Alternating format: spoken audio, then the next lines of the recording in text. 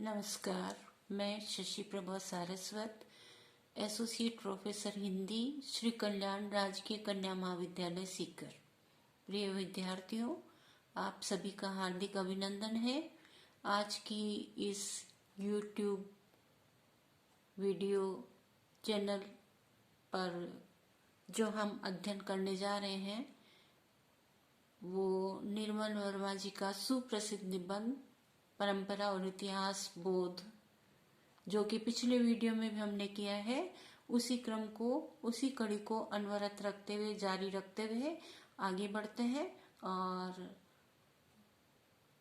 अवतरण जो कि निम्नलिखित है। ये नहीं कि हम मानव भविष्य के बारे में जानते नहीं हैं। आज के आधुनिक मनुष्य ने इतिहास बोध से उत्प्रेरित होकर भविष्य के बारे में जो परिकल्पनाएं और संभावनाएं आविष्कृत की है, उनके आधार पर भविष्य शास्त्र की पूरी एक रसायनशाला निर्मित की जा सकती है।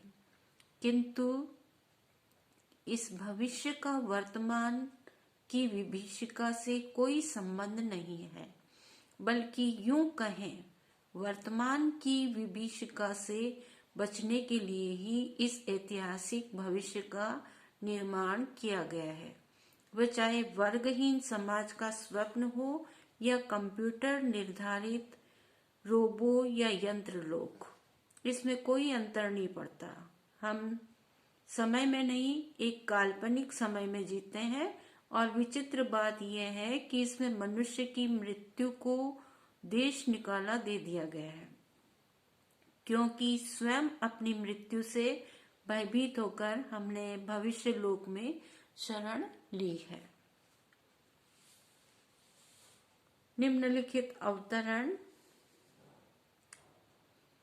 वर्मा जी के परंपरा और इतिहास बोध से लिया गया है। इस गद्यांश में, इस अवतरण में वर्मा जी ने ये बात कही है कि मानव अपने भविष्य का भी ज्ञाता बनने का दंभ पाले हुए है। मनुष्य में ये दंभ, ये घमंड भरा हुआ है कि मैं अपने भविष्य को जानता हूँ, अपने भविष्य के बारे में सब कुछ पहचानता हूँ, जानता हूँ, लेकिन वर्तमान में उसका कोई सरोकार नहीं है। वह इतिहास से सचेत होकर भविष्य की संभावना की ओर अग्रसर है, परंतु वर्तमान पर ध्यान नहीं दे रहा है। संभावनाओं के आधार पर भविष्य की वह एक प्रयोगशाला भविष्य शास्त्र के नाम से खोल सकता है, जिसमें विभिन्न सिद्धांतों का प्रयोग किया जा सके। इस प्रयोगशाला का वर्तमान की विनाश लीला से कोई संबंध नहीं है, बल्कि मनुष्य ने वर्तमान की अनदेखी करके खुद को भयभीत होने से बचाने के लिए ऐतिहासिक भविष्य की रचना की है, जिसके स्वप्न जाल में वह उलझता रहना चाहता है। वह स्वप्न चाहे वर्गविहीन हो, अर्थात उच्च निम्न वर्ग का अंत होने का सपना हो, या फिर तकनीकी युग का सपना जिसमें रोबोट के माध्यम से सारे काम होंगे। एक मशीनी युग में जिसमें मनुष्य के सारे कार्य मशीनें करेगी और वह उन्हें संचालित करेगा। भविष्य के ऐसे स्वप्न से वर्तमान पर कोई प्रभाव नहीं पड़ता और न पड़ने वाला है। आज का मानव कल्पना लोक में विचरण कर रहा है। वह यथार्थ से साक्षात्कार नहीं करना चाहता है। और आश्चर्यजनक बात तो यह है कि अतीत, वर्तमान और भविष्य की योजनाओं में मनुष्य ने अपनी मृत्यु के सर्वमान्य सत्य को, सच्चाई को तो बिल्कुल ही दरकिनार कर दिया है, क्योंकि हमारी योजनाएं तो हमारी मृत्यु के बाद तक की है, जो पता नहीं कैसा भविष्य निर्मित करेंगी। इन समस्त बातों से ऐसा लगता है कि मनुष्य अपनी मृत्यु के भय से भयभीत होकर भविष्य लोक में शरण ले रहा है। भविष्य जो किसी ने नहीं देखा है उसकी बातें करना तो कल्पना लोक में विचरण करने के समान है।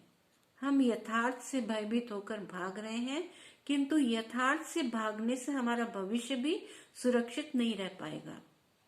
ख्याली पुलाव बनाने से सच नहीं बदलता।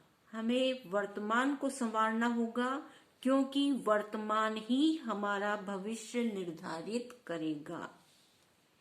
विशेष टिप्पणी के अंतर्गत आपको निम्न बिंदु अंकित करने हैं।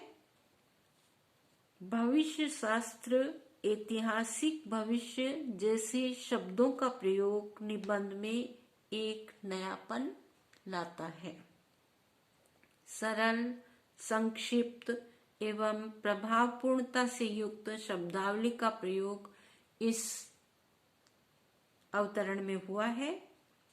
निर्मल वर्मा जी ने वर्तमान की नई संभावनाओं को लेकर अपने परिष्कृत विचारों को व्यक्त किया है। आत्मविश्लेषण, नैतिकता एवं विवेचनात्मक शैली का प्रयोग किया है।